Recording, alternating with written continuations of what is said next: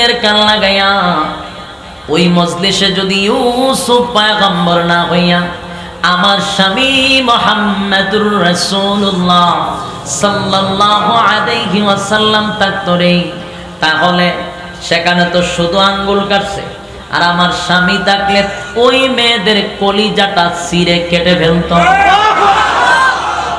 এরা ইউসুফ নবীর চেহারা এত সুন্দর, কিন্তু চেহারা দেখা ঈমান আনে নাই, ঈমান আনে নাই, ঈমান আনে নাই। কিন্তু তোমার আমার নবীর চেহারা দেখা অসংখ্য বেঈমান কালেমা পড়ছে। আল্লাহর নবীর চেহারার আলোতে খানায় কাবাটা আলোকিত হয়ে গেছে। পাগল দেখতে আইসা চতুর্দিকে গারাও করে দাঁড়িয়ে আছে, পাগল কইরে আইসা একজনে কই উনি পাগল, আস্তাগফিরুল্লাহ। এমন সুন্দর চেহারা আমাদের বাপ দাদাও দেখছেন, আমরা দেখবো কেমনে? এত সুন্দর চেহারা, কি তার চেহারা, কি তার বাচন ভঙ্গি, এত সুন্দর, এত সুন্দর।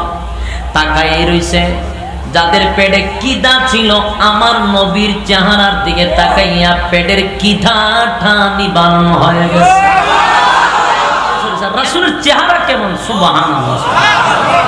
আল্লাহ বলেন 2,24,000 পয়গম্বর দুনিয়াতে যদি আমি পাঠাইয়া থাকি, যত নবীগণকে যা দিছি সব আমার নবীরে দিছি, কিন্তু আমার নবীরে যা দিছে তা কোন নবীরে দেয় নাই। সুবহানাল্লাহ কইবে? আপনারা কি বুঝেন?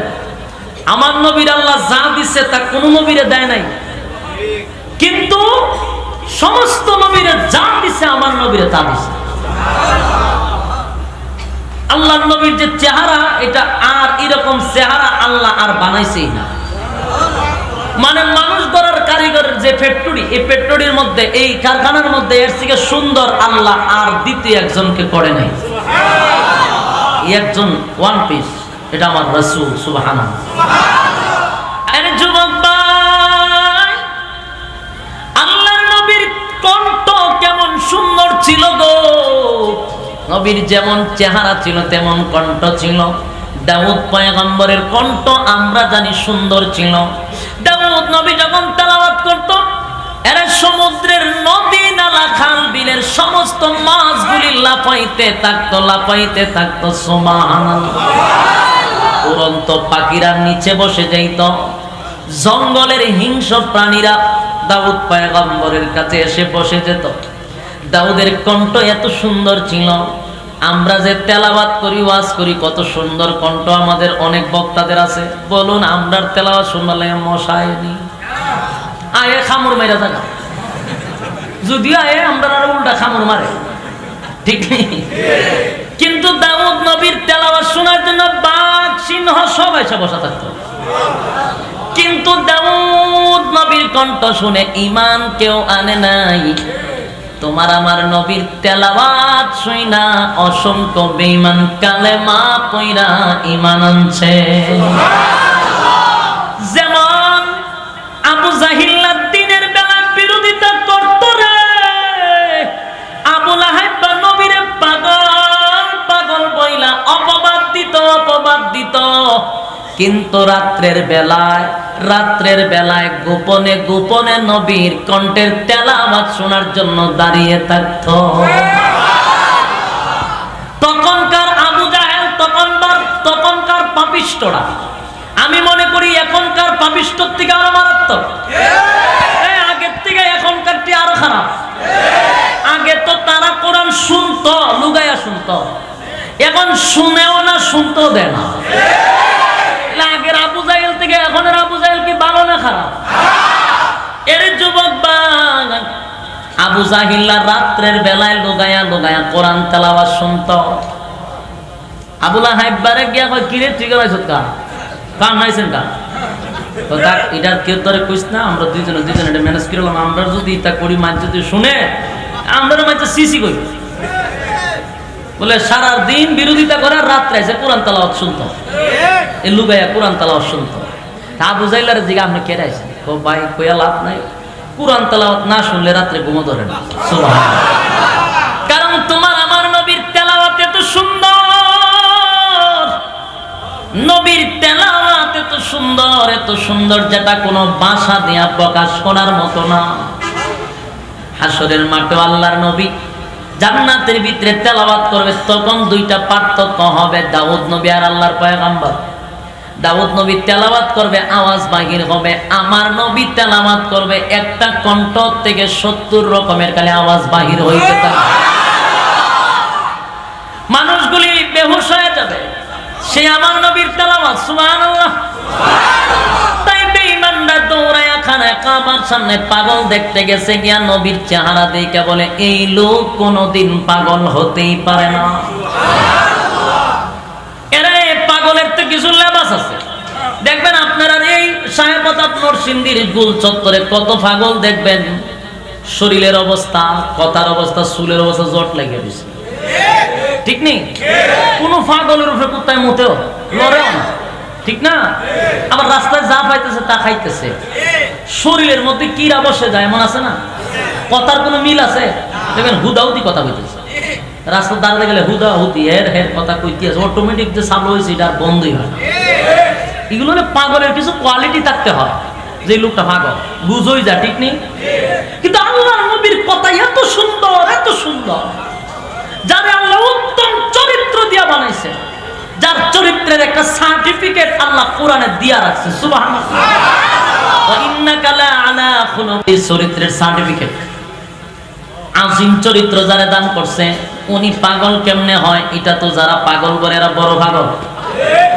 আরে নবীর দিকে তাকাইয়া ওই বেঈমানরা বলতে লাগলো, আমরা তাওরাত রিসার্চ করেছি, তাওরাত রিসার্চ করে যতগুলা বর্ণনা পেয়েছি সব এই লোকটার মধ্যে পাওয়া যায়। আমি আল্লাহর জাতের কসম, খানায় কাবার কসম করে বলি, এই লোকটা আখিরি জামানার পয়গম্বর, এর মধ্যে কোনো সন্দেহ নাই। একটা সেকেন্ড দেরি করতে চাই না, পরে দেন লা ইলাহা ইল্লাল্লাহ মুহাম্মাদুর রাসূলুল্লাহ সাল্লাল্লাহু আলাইহি ওয়াসাল্লাম কালেমা পয়রা একের পর এক ঈমান আনতে লাগলো।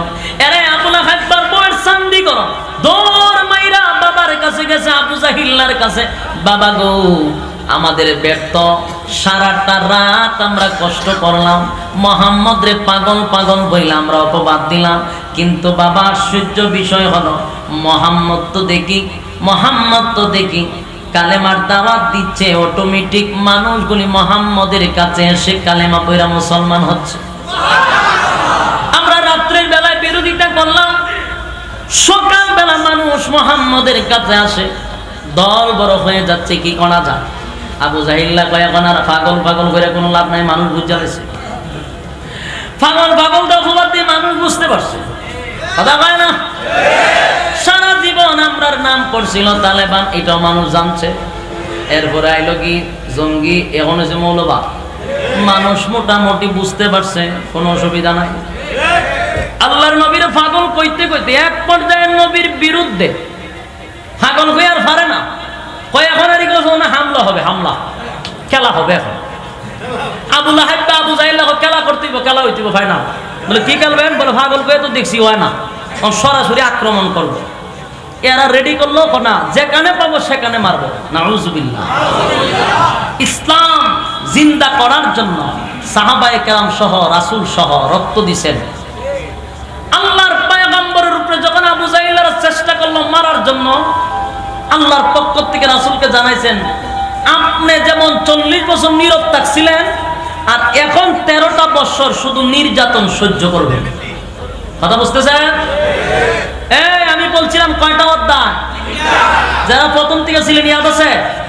প্রথম 40 বছর গেছে কিন্তু নীরব জীবন, এখন আসছে ওহির পরে 13 বছরের কথা বলতেছি, তাও সব বলা যাবে না, টাঁচ দিয়ে যাচ্ছি, কারণ সময় তো কম। তো আল্লাহর পক্ষ থেকে বলা হয়েছে শুধু নীরব নির্যাতন সহ্য করেন, কারণ এখন আপনি মাথা লাড়া দিতে পারবেন না, সহ্য করতে থাকে। খুব মনোযোগ দিয়ে শুনে, 13টা বছর খালি নির্যাতন করছে। এত নির্যাতনের স্টিম রোলার সাহাবায়ে কেরামদের উপরে চাপাইয়া দিছে, যেখানে পায় সেখানে মারে, যেখানে পায় সেখানে মারে। মারার তো একটা সিস্টেম আছে, বর্বরের যুক্ত। কাউরে আগুনে পুড়ায় দেওয়া হচ্ছে, কাউরে তৈলে ছেড়ে দিয়ে একেবারে বাজি করে ফেলতেছে, কারো সামনে সন্তানকে হত্যা করতেছে। এইভাবে নির্যাতন যেখানে পায় সেখানে মারে। সাহাবায়ে কেরাম বলতেছে, হে নবী, আপনি একটু আল্লাহর কাছে বলেন না যেন আসমান থেকে সাহায্য আসে। আল্লাহর নবী বলেন, সাহাবীরা আল্লাহর পক্ষ থেকে সাহায্য আসার আগে আগে যদি শাহাদাত বরণ করতে পারস, আল্লাহর তৈরি জান্নাত তোদের জন্য ওয়াজিব হয়ে যাবে। আরে সাহাবীরা ধৈর্য ধর, আমি নবী ওয়াদা দিলাম জান্নাত পাবি, তোরা জান্নাত পাবি। আর সাহাবায়ে কেরামদের টার্গেটও ছিল জান্নাত। সাহাবায়ে কেরামদের ঈমানি জজ্বা ছিল, নবী গো সব সহ্য করব, সব বরদাস্ত করব, শুধু আপনার ওয়াদাটা ঠিক রাখেন গো নবী, আমার আল্লাহ কি জান্নাত দিবনি বলে দিব। আপনি সাক্ষী, জান্নাত যদি দেয়, যদি রক্ত দিতে হয় দিব, যদি জীবন দিতে হয় দিব, তথাপি ঈমান ছাড়তে রাজি না। আমরা এখনকার মুসলমান সহালে ঈমান থাকলে বিকালে নাই। আরে ভাই, শুধুমাত্র কিছু পদের জন্য, কিছু স্বার্থের জন্য জাগাত ঈমানটারে কয়েকবার বিক্রি করে দেয়। ও যুবক ভাই, এই পৃথিবীটা চিরস্থায়ী নয় গো। এই পৃথিবীর থেকে তোমার আমার বিদায় নিতে হবে। আমার দাদা থাকতে পারছে না, বাপও না, আমিও থাকতে পারবো না, ঠিক কি না? এই পৃথিবীটা চিরস্থায়ী না, মরতে তো হবে। কিন্তু ক্ষণস্থায়ী জিন্দেগির জন্য চিরস্থায়ী জিন্দেগিটা কেন আমরা হারাবো? ওই জাহান্নামে যদি ঢুকি, আর জাহান্নাম থেকে আমাদেরকে কেউ বাহির করবে না। চিরস্থায়ী জাহান্নামের আগুনে জ্বলতে হবে যদি ঈমান না থাকে। কিন্তু আমরা তো সামান্য কিছুর জন্য ঈমান বিক্রি করে দেই। ওরে বাপ রে বাপ, কাউরে ফার্ম দিতে দিতে দিতে দিতে ঈমান কয়েকশো বার বিক্রি করছে। না, তোমার কাছে সবচেয়ে বড় পরিচয় হলো তুমি মুসলমান। আমার ঈমানের জন্য, আমার দ্বীনের জন্য, ইসলামের জন্য আমি সব বিসর্জন দিতে পারি, কিন্তু ঈমান দিব না। 13টা বছর সাহাবায়ে কেরাম নির্যাতন সহ্য করেছে। এর ভাই, এমন কি যেখানে পায় সেখানে মারে। আবু জাহেল, সুমাইয়া রাদিয়াল্লাহু তাআলা আনহা নামক একজন মহিলা, যিনি ইসলামের প্রথম শহীদ হয়েছিলেন, ওই মহিলারে ডাক দিয়া বলে, আবু জাহেল, এই সুমাইয়া ঈমান ছেড়ে দে। বলে, না, মুহাম্মদের দল থেকে বাহির হয়ে আমাদের দলে আয়। না রে আবু জাহেল, না, আমাদের টার্গেট জান্নাত। জান্নাতের জন্য যদি রক্ত দিতে হয় দিব, জীবন দিতে হয় দিব, কিন্তু ঈমান ছাড়তে পারি না। আবু জাহেল ওনাকে এত নির্যাতন করলেন, শরীরের সমস্ত কাপড় খুলে ফেললো, উলঙ্গ করে দিল, নির্যাতন করছে, ইজ্জত নিয়ে গেছে। সুমাইয়া ডাক দিয়া বলে, মালিক রে, আমার ইজ্জত পর্যন্ত আবু জাহিল্লা নিয়ে গেল। আরে মালিক, আমার ধৈর্য দাও। আবু জাহেল আমার শরীর থেকে কাপড় নিয়ে গেছে, দুঃখ নাই রে মালিক, আমার ভিতর থেকে যেন ঈমান নামক দৌলতটা যেন বাহির হয়ে না যায়। আল্লাহ তোমার জান্নাতটা চাই। আবু জাহেল বলে, সুমাইয়া কালেমা ছেড়ে দে। বলে, না, আমি কালেমা ছাড়বো না। একটা বর্ষা লইয়া সুমাইয়া লজ্জাস্থানের মধ্যে ঘা মেরে দিল। সইতে না পেরে সুমাইয়া শাহাদাত বরণ করেছে, ঈমানের সাথে মৃত্যু বরণ করেছে। সুবহান। এইভাবে নির্যাতন যেখানে পায় সেখানে। হযরত বেলালকেও, কালো বেলাল ছিল, একেবারে কালো, হাবশী মানুষ, পাতিলার তলার মতো কালো ছিল, কিন্তু আল্লাহর কাছে তাদের বড় দাম ছিল। সেই বেলালকেও যেখানে পাইল সেখানে মারলো। মরুভূমির বালুর মধ্যে একেবারে শোয়া, বড় পাথর দিয়া রাখছে, খালি বেলালের জবান থেকে আমার আল্লাহর নামটা কেন বাহির হয়েছে এই জন্য। হায়রে নির্যাতন! ডাক দিয়া বলে, গোলামের ঘরের গোলাম, তোর বাপ গোলাম, তুই গোলাম, তুই কেন মুহাম্মদের দলে গেলি? তুই না আমাদের গোলামি করস? এমন ভাবে নির্যাতন বেলালকে ভাইরে দুই হাতে পেরাক মেরে দিয়েছে, দুই পায়ে পেরাক মেরে দিয়েছে, উপরে একটা পাথর দিয়া রাখছে, গলার মধ্যে রশি লাগাইছে। বেলাল জোরে জোরে বলে, মালিক ধৈর্য দাও, ঈমান হারা কইরো না আমারে। বেলাল যখন আল্লাহ আল্লাহ বলে ডাক দেয়, এর জিহ্বার মধ্যে পেরাক মেরে দিয়েছে যেন আমার মালিকের নামটা উচ্চারণ না করতে পারে। কিন্তু ভাই এই মন চারে নাই গো, ঈমান চারে নাই, ঈমান চারে নাই, তাদের টার্গেটটা ছিল জান্নাত। এইভাবে 13টা বছর, একটা দুইটা বছর না, 13টা বছর যেটাকে বলা হয় মাক্কি জিন্দেগি। প্রথম হলো 40 বছর কাবলান নবুয়ত, এর পরের 13 বছর মাক্কি জিন্দেগি, তারপরের 10 বছর মাদানী জিন্দেগি। কিন্তু 13টা বছর ছিল নির্যাতনের বছর। খালি মারতো যেখানে পায় সেখানে মারে, নির্যাতন এমন বাড়ানো যেখানে পায় সেখানে মারে। শুধু সাহাবীরা রক্ত ঝরাইছে এমনটা নয় রে, যেই নবীর শরীর দিয়া কোনোদিন মশা মাছি বসতো না, সেই নবীর রক্ত পর্যন্ত তায়েফের ময়দানে জড়াইছে। সেই নবীরে বেহুশ কইরা জমিনে ফালায়া দিছে। এর নবীরে এত মারলো, নবী বেহুশ হয়ে গেল। সাহাবীদের সাথে সাথে নবীও রক্ত ঝরাইছে। মারতে মারতে এক পর্যায়ে আবু লাহাব সিদ্ধান্ত নিল নবীরে হত্যা করবে। রাত্রের বেলায় প্ল্যান করলো নবীর আজকে হত্যা করে ফেলবে। আল্লাহর পক্ষ থেকে নবীর কাছে জিব্রাইল এসে বলে, নবী গো, আপনারা নিয়ে প্ল্যান করতেছে, রাত্রের বেলায় আপনারে আজকে হত্যা করবে। আল্লাহর পক্ষ থেকে খবর আসছে, এই মুহূর্তে আপনি এখান থেকে বাহির হইয়া আপনার সঙ্গী সাথী আবু বকরকে লইয়া আপনি হিজরত করে এই মক্কা ছেড়ে মদিনায় চলে যান। আল্লাহর হাবিব আবু বকরকে লইয়া লম্বা ঘটনা সংক্ষেপে বলতে চাই, 3টা অধ্যায়। আমি এখন 13 বছর থেকেও চলে গেলাম, আসুন আমরা 10 বছরের মাদানী জিন্দেগিতে যাই।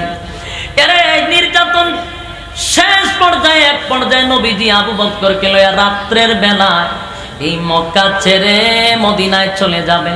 তো নবীর আফসোস হলো 2টা রাকাত শেষ আমি খানায় কাবার ভিতরে পড়তে চাই। নবীজি চুপি চুপি খানায় কাবার কাছে গিয়া বলে, বাইরে কার কাছে খানায় কাবার চাবিটা একটু দাও না, আমি 2টা রাকাত নামাজ আদায় করব, আর এখানে তোমার কাছে এসে বিরক্ত করব না। ওই লোকটা বলে, আপনি এখানে কিভাবে আসলেন? চতুর্দিকে লোক লাগানো, আপনাকে তো এখানে আসার কথা না, আর সম্পূর্ণ নিষেধ আপনাকে চাবি দেওয়া, আমি আপনাকে চাবি দিব না।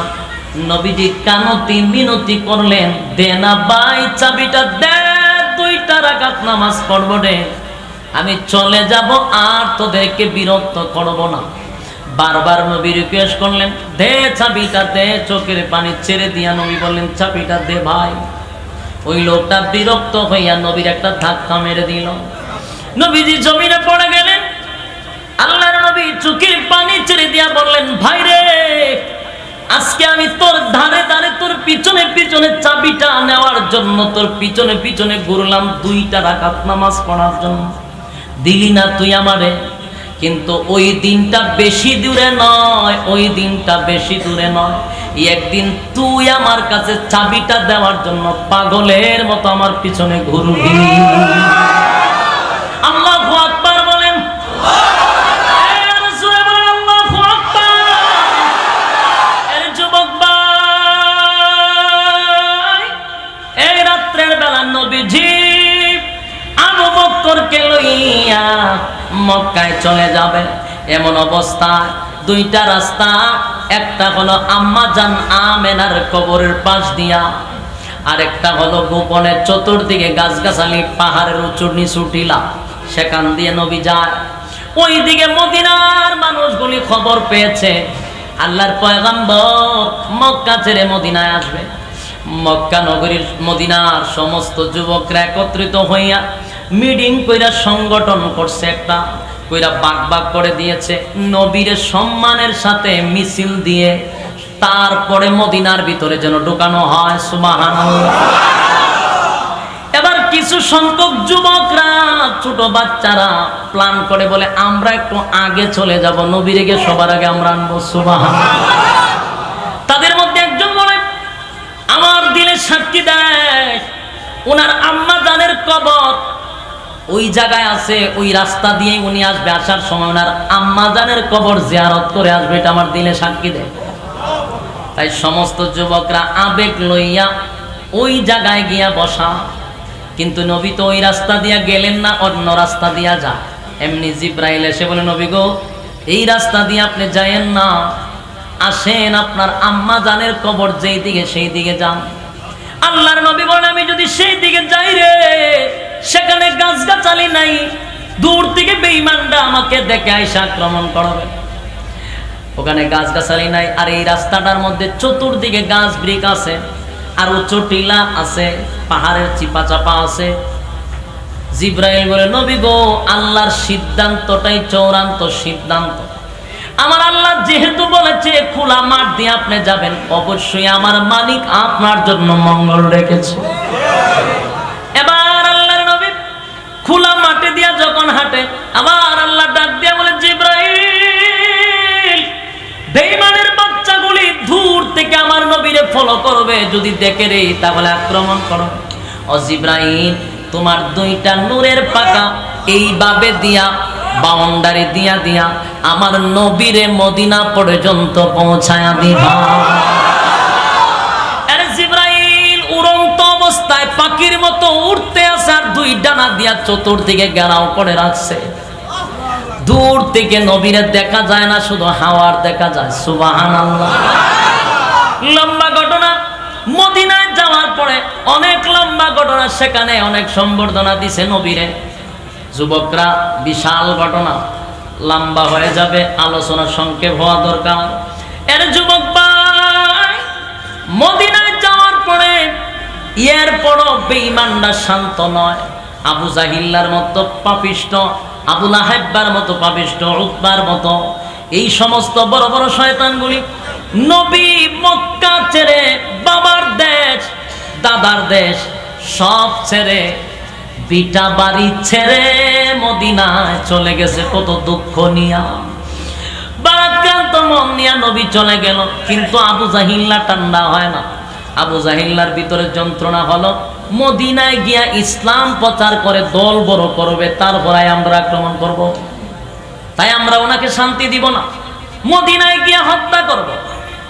এবার আবু জাহিল্লা তার সৈন্য নিয়া, অস্ত্র নিয়া নবীর সঙ্গে যুদ্ধ করার জন্য মদিনায় চলে গেল। আর আমার আল্লাহর পক্ষ থেকে জিব্রাইল এসে বলে, নবী গো 40 বছর নীরব ছিলেন আমার ওয়ার্ডারে, 13 বছর নির্যাতন সহ্য করলেন আমি আল্লাহর ওয়ার্ডারে। এবার আমি আল্লাহ অর্ডার দিলাম, পাগড়ি এখন আর মাথায় রাখলে চলবে না, পাগড়ি মাজায় বাঁধে। ইসলাম শুধু মরমের মধ্যে নয়, যদি গায়ে পাড়া দিয়ে কেউ ঝগড়া করতে চায়, গাল ভাঙে আমরা দিতে পারি, গাল ভেঙে। আবু জাহেল যখন নবীর বিরুদ্ধে যখন লেগে গেল, বারবার নবীর উপরে আক্রমণ করতে লাগলো, আল্লাহ বলেন আর নীরব থাকা যাবে না, এবার গাল ভেঙে ফেলেন, আপনি গাল ভেঙে দেন। এবার আবু জাহিল্লা তার গোষ্ঠী নিয়ে নবীকে আক্রমণ করার জন্য মদিনায় গেছে। আল্লাহ বলেন, নবী 13 বছর আমি বলছি নীরব থাকার জন্য নীরব থাকছেন, 40 বছর নীরব থাকছেন আমার অর্ডারে। এবার আমি অর্ডার দিলাম, আবু জাহিল্লার নাতিপতি সবগুলারে ছাস করে ছাড়বে। এর যুবক ভাই, শুরু হয়ে গেল যুদ্ধ। কিন্তু নবীর কাছে তো যোদ্ধা নাই, মাত্র 313 জন। ইতিহাস আপনারা জানেন কয়জন ছিল? বদরের যুদ্ধে কয়জন? এটা ইসলামের প্রথম যুদ্ধ। সৈনিক কয়জন? 313 জন। আবু জাহেলের সঙ্গে কয়জন? 1000 অস্ত্র ছাড়া না অস্ত্র সহ?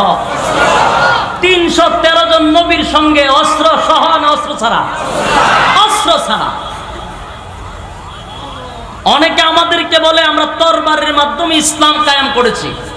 ধন্যবাদ জানাচ্ছি আমাদের ডক্টর এনায়েতুল্লাহ আব্বাসী সাহেবকে। গত কিছুদিন আগে একটা টকশো হয়েছে, আপনারা দেখছেন। এটা এক নজিরবিহীন টকশো। টকশোটার জন্য অনেক অপেক্ষা করেছিলাম এবং মন ভরে টকশোটা দেখলাম। আল্লাহ তাআলা এনায়েতুল্লাহ আব্বাসী সাহেবকে নেক হায়াত দারাজ করুক, আমরা দোয়া করি। লোকটা হক, এতে কোনো সন্দেহ নাই। যেমন আপনারা বলবেন হুজুর আগে তো আপনি বিরোধিতা করছেন। বিরোধিতা না, এটা অভিমান ছিল। অভিমান কেন জানেন? কারণ আমি জানি লোকটা হক্কানি ছিল এবং তার ইলমি ইস্তেদাদ অনেক বেশি, তার যোগ্যতা কতটুকু আছে সেটা আমি জানি। কিন্তু আমার অভিমান ছিল তুমি এত এলেম নিয়ে কেন ওই ভণ্ড মাজার পূজারীদের কাছে যাইবা, এটা তোমার শানের সাথে মানায় না। তাই আমি অভিমান দেখায় ওনার বিরুদ্ধে কথা বলছি। কিন্তু এখন আমি বলি ওনার পায়ে যদি চুম্বু দিতে হয় আমি দিব ইসলামের স্বার্থে, ঠিক কিনা বলেন? লোকটা হক। উনি একটা প্রশ্ন করছে একজনে যে ইসলাম তো তরবারির জোরে আসছে। উনি বলেন তরবারির জোরে ইসলাম প্রচার হয় নাই, বরং ইসলাম রক্ষার্থে তরবারে ব্যবহার হয়েছে। ইসলাম তরবারির জোরে প্রতিষ্ঠিত হয়েছে না ইসলামের স্বার্থে তরবারে ব্যবহার হয়েছে? তরবারির জোরে ইসলাম প্রতিষ্ঠিত হয় নাই। তো সাহাবায়ে কেরাম তো অস্ত্র ছাড়া ছিল, আর 1000 অস্ত্র লই আইছে। তাহলে অস্ত্র দিয়া যদি ইসলাম কায়েম হইতো তাহলে 1000 অস্ত্র নিয়ে আইলো, আর 313 জনে ও অস্ত্র নাই। আল্লাহর হাবিব চোখে পানি ছেড়ে দিয়া কান্না শুরু করে দিলেন, মালিক রে মাত্র 313 জন আমার পক্ষে, এই 313 জন যদি শহীদ হয়ে যায় গো, এই জমিনে সেজদা দেওয়ার মতো আর কেউ থাকবে না। এরে মালিক, নবীজি এত কান্না কানলেন রে। নবীজি দোয়া করলেন, দোয়াটা হবে সুন্নতি দোয়া। যদি কেউ করতে চায় হাত থাকবে বুক বরাবর, হাতের তালু থাকবে আসমান বরাবর, বুঝতে পারছেন?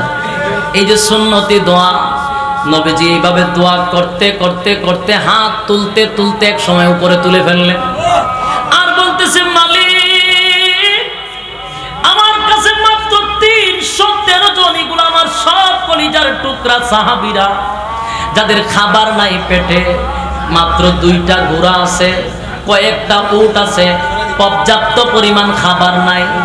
আল্লাহ তারা যদি শহীদ হয়ে যায়, এই জমিনে ইসলাম প্রতিষ্ঠা করার জন্য, তোমার সেজদা দেওয়ার জন্য আর কোনো লোক থাকবে না।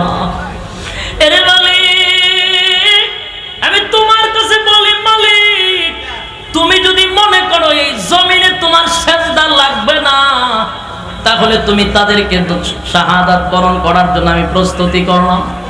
আর তুমি যদি মনে করো তোমার জমিনে তোমার সেজদা থাকবে, তাহলে আমার সাহাবীরা যেন আল্লাহ এই যুদ্ধে যদি পরাজিত হয়, ইসলাম এই জমিনে আর থাকবেই না। বারবার নবী দোয়া করতে করতে কাঁদতে কাঁদতে নবী দাঁড়ায়া হাত উপরের দিকে তুললেন, হাত উপরের দিকে তুললেন। এবার কথা না বইলে আপনারা একটু ইশারায় কথা বলেন। এর যুবক ভাই, আল্লাহর পয়গম্বর কিসের জন্য এত কানতি মিনতি করলেন? কারণ নবীর সঙ্গে যেই মাত্র 313 জন, অধিকাংশ গরিব, পেটে খাবার নাই, পেটে কোনো খাবার নাই, মাত্র 2টা ঘোড়া, কিছু সংখ্যক উট ছিল, কিছু সংখ্যক উট ছিল, প্রায় সাহাবীদের হাতে অস্ত্র নাই। নবীজি তো ভয় পেয়ে গেলেন, মালিক তুমি যদি তাকো তাহলে আমার কোনো চিন্তা নাই, কিন্তু আমার ভয় লাগে গো, তারা যদি এই মুহূর্তে শাহাদাত বরণ করে, এই জমিনে সেজদা দেওয়ার মতো আরেকজনও থাকবে না। তাই তোমার কাছে ভিক্ষা চাই, আমার কলিজার টুকরা সাহাবায়ে কেরামরা যেন শাহাদাত বরণ করে যুদ্ধে পরাজিত না হয়। আল্লাহর দরবারে কাঁদতে কাঁদতে নবী এমন একটা পর্যায়ে হযরত আবু বকর নবীর পিছন দিকে জড়ায়া ধরে বলে, নবী গো আর কাঁদেন না, আর কাঁদেন না গো নবী, আপনার কলিজার টুকরা সাহাবায়ে কেরামদেরকে আমার মালিক অবশ্যই অবশ্যই হেফাজত করবে। আপনি আর আপনার মালিকের সঙ্গে ঝগড়া কইরেন না, আপনার মালিক আপনার এই কলিজার টুকরা সাহাবায়ে কেরামদেরকে হেফাজত করবে। এমনি জিব্রাইল এসে গেল, জিব্রাইল ডাক দিয়ে বলে, নবী গো বলেন আপনি কি চান, আপনার দোয়া আমার আল্লাহ ডাইরেক্ট কবুল করেছে, কি চান বলেন। আল্লাহর নবী বলেন, জিব্রাইল রে তাকায়া দেখ, আমার কোন সাহাবী এখনো খাবার খায় না, পেটটা ভিতরে ঢুকে গেছে। আমার যুদ্ধের ময়দানে 2টা ঘোড়া কয়েকটা উট তরবারি হাতে নাই। আমি মক্কা নগরীর নির্যাতন সহ্য করে আমার কলিজার টুকরা গুলারে লইয়া মদিনায় আসছি। সেখানেও বেঈমানরা আমার শান্তিতে থাকতে দেয় না। আমার আল্লাহ তো বলেছে এখন আর চুপ থাকবো না, এখন প্রতিবাদ করার সময়। 13টা বছর আমি মার খাইছি, কোনো প্রতিবাদ করি না আমার আল্লাহর হুকুমে। এখন আমার আল্লাহ নিজেই বলছে গায়ে পাড়া দিয়া যদি ঝগড়া করতে হয় তাহলে উচিত শিক্ষা দেওয়ার জন্য। এরে জিবরাইল, আমি যে উচিত শিক্ষা দিব, আমার তো কোনো যুদ্ধের ময়দানে সৈনিক নাই। আল্লাহর পয়গম্বরের এই কথা শুনে জিবরাইল বলেন, নবী গো চিন্তা করবেন না, বলেন আপনার কি দরকার, ফেরেশতা পাঠাইবে। সুবহানাল্লাহ। নবী বলেন কত ফেরেশতা পাঠাবে? বলে 1000। বলে না আরো চাই। 2000। বলে না আরো চাই। 3000। বলে না আরো চাই। 5000 ফেরেশতা দিব। নবী বলেন 5000 ফেরেশতা যদি হয় আমার একটা সাহস বেড়ে গেছে। এই যুদ্ধটা নিয়ে নবী এমন একটা পরিস্থিতি, কারণ 1000 বেঈমানরা অস্ত্র নিয়ে আসছে আর 313 জন সাহাবী। যুদ্ধ শুরু হবে, লাইনে দাঁড়াইছে। লাইনে এমন অবস্থায় লাইনের মধ্যে হযরত আব্দুল্লাহ বলেন আমার দুই পাশে 2 জন ছোট বাচ্চা ছিল। এদের বয়স সর্বোচ্চ 12-13 বছর হবে। এই 2টা বাচ্চা যুদ্ধের লাইনে আমার সঙ্গে দাঁড়ানো। আমারে বলে চাচ্ছ আবু জাহিল্লা কোনটা? উনি কয় বেড়া আবু জাহিল্লা কোনটা তুই শুন না কি তা করে না, বলেন আবু জাহেল কোনটা? কই যে গুড়ার উপরে দাঁড়ায় আছে এটাই তো আবু জাহেল। ওই যে বড় মাথা দেখা যায় মোড়া সোড়া, এটাই আবু জাহেল। বলে তোরা আবু জাহেল দা কি করবে? আমরা শুনেছি মক্কা নগরীতে আল্লাহর নবীরে আবু জাহিল্লা বড় কষ্ট দিছে। এরা 12 বছরের বাচ্চা ডাক দেয়া বলে আল্লাহর পয়গম্বর মক্কা নগরীতে সেজদায় গেলে আবু জাহেলের গোষ্ঠীরা নারী বুড়ি নবীর শরীরে রেখে দিত। এত নির্যাতন নবীরে করছে আমরা শুনেছি। তাই আজকে আমরা মুআজ আর মুআজ 2 ভাই, মাত্র 12 বছরের বাচ্চা। 2 জন তরবারি নিয়ে বলেন আমরা শুধু আবু জাহিল্লা নামক শয়তানটারে দেখায়া দিবেন, নবীর প্রতিশোধ আমরা নিব। কলিজায় বরদাস্ত হয় না। আব্দুল্লাহ বলেন আমি শুধু 2 জনকে দেখায়া দিছি, ওই যে আবু জাহেল।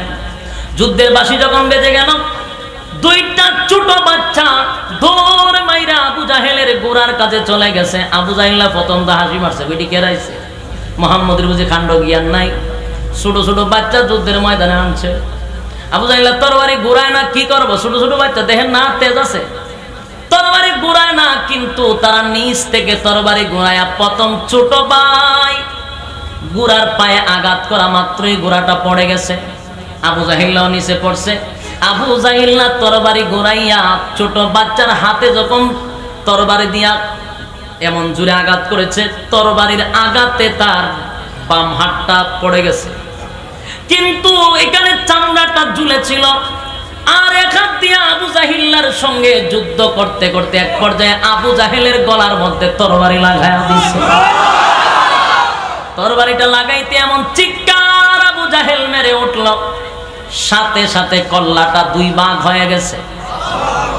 এবার একটা হাত ঝুলে আছে। ছোট বাচ্চা তরবারি নিয়ে যুদ্ধ করতে গিয়া হাতটায় বড় ঝামেলা করে, বারে বারে বেড়াচাড়া করে। তাই হাতটারে পায়ের নিচে রেখে এমন জোরে একটা টান মারছে, হাতটারে ছিঁড়ে মাটিতে ভালায়া দিছে। আব্দুল্লাহ সাহাবী বলেন আমি নিজের চোখকে তাকায়া দেখি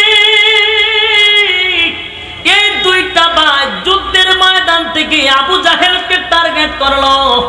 অথচ কত বড় বড় সাহাবীরা, কত বড় বড় লোকরা আবু জাহেলের সামনে যেতে সাহস পাচ্ছিল না। কিন্তু মাত্র 12 বছরের 2টা ছেলে মুআজ 2 জন সাহাবী তরবারি নিয়ে আবু জাহিল্লার চিরতরে পৃথিবীর থেকে বিদায় করে দিল। এবার 2 জন তরবারি নিয়ে নবীর কাছে গিয়ে বলে নবী গো আবু জাহিল রে আমি মারছি। ওই ছোট বাচ্চা বলেন না আমি মারছি, 2 জন লাগছে তর্কাতর্কি। আল্লাহর নবী তরবারিটা 2টা দেখে দেখে একটার মধ্যে ঘোড়ার রক্ত আর একটার মধ্যে মানুষের রক্ত। নবী বলবে যে না তুমি মারো নাই, সে মেরেছে। এমন অবস্থায় জিবরাইল এসে বলে, নবী গো বইলেন না গো নবী, আল্লাহর পক্ষ থেকে নিষেধ করেছে গো নবী, এমন কথা বইলেন না। আপনি বলে দেন দুজন আবু জাহিল্লারে মারছে। এবার ওই দুই সাহাবী আল্লাহর নবী বলেন, যাও তোমরা যুদ্ধের ময়দানে, তবে একজন গনিমতের মাল পাইবা আর একজন পাইবা না। এর মধ্যে ইশারা হয়ে গেল একজনকে আমার আল্লাহ কবুল করে ফেলেছে, শাহাদাত বরণ করবে। ওই দুই ভাইয়ের মধ্যে একজন শাহাদাত বরণ করে জান্নাতের টিকিট লইয়া জান্নাতে চলে গেছে। সুবহানাল্লাহ। এর যুবক ভাই, সেই যুদ্ধে সাহাবায়ে কেরামরা বিজয় লাভ করেছিল। 1000 অস্ত্র সহ আসার পরেও এমন সাইজ করা করছে, চতুর্দিকে কিছু দৌড়ায়া পালাইছে, কয়েক হাজার কয়েকশো বন্দী হয়েছে, কয়েকটা জাহান্নামে পাঠাইছে। এইভাবে যখন শুরু হয়ে গেল যুদ্ধ, ডাক দেয়া বলে, বন্ধু তুমি খুশি? বলে, হ্যাঁ মালিক আমি অনেক খুশি। 13টা বছর নির্যাতন করছে, 13 বছর পরে প্রথম যুদ্ধে আমার আল্লাহ আমার নবীরে বিজয় কইরা দিছে। বলুন এটা কি অস্ত্রের জুড়ে হইছে না সাহাবীদের ঈমানের জুড়ে হইছে? এই জন্য আমি বলি যুবক ভাই, ঈমানের স্পিরিট বাড়ায়া দাও, ঈমানের জজবা বাড়ায়া দাও, মুসলমানের হাতে আবারও শাসন আসবে। তবে মুনাফিকি কইরো না, মুখে মুখে ইসলাম ভিতরে কুফরি, এমন ভাবে যদি চলো দুনিয়াতেও লাঞ্ছিত পরকাল শেষ। আবারও যদি আমরা নারায়ে তাকবীর আল্লাহু আকবারের ধ্বনি দেই, কারণ মুসলমানের কোনো অস্ত্র লাগে না, এতটুকুই যথেষ্ট, ঠিক কিনা বল? কারণ যদি কোনো ইমানদার সঠিক ইমান লইয়া যুদ্ধের ময়দানে নামে, আসমান থেকে তাকে সাহায্য করা হয়। আল্লাহ সবাইকে বুঝার তৌফিক দান করুক, সকলে বলে আমিন।